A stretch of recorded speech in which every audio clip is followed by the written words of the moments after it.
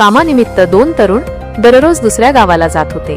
त्या दरम्यान त्यांची तेथील 5 तरुणांशी मैत्री झाली। दररोज त्याच्या भेटीगाठी होत असल्याने त्यांची मैत्री अजूनच घट्ट झाली।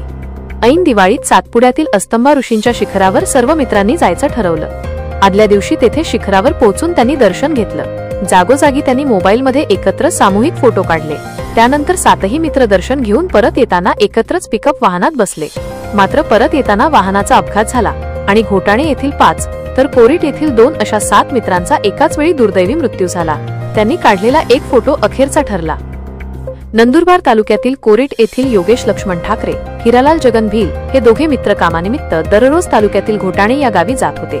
तेथे कामानिमित्त त्यांची ओळख पवन गुलाब मिस्त्री, बापू छगन धनगर, चेतन पावबा पाटील, भूषण राजेंद्र गोसावी, राहुल गुलाब मिस्त्री या तरुणांशी झाली। दररोज भेटीगाठींमुळे त्यांची मैत्री फुलत गेली।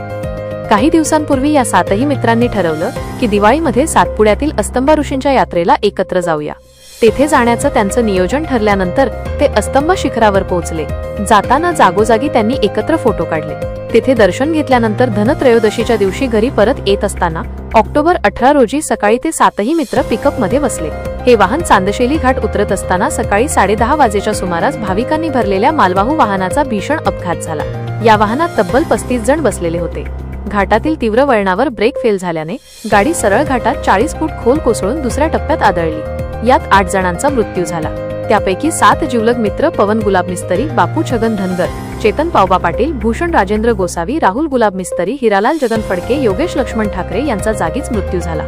त्यांनी मोबाईलमध्ये टिपलेले फोटो आणि त्यांचा हा प्रवास शेवटचा ठरला।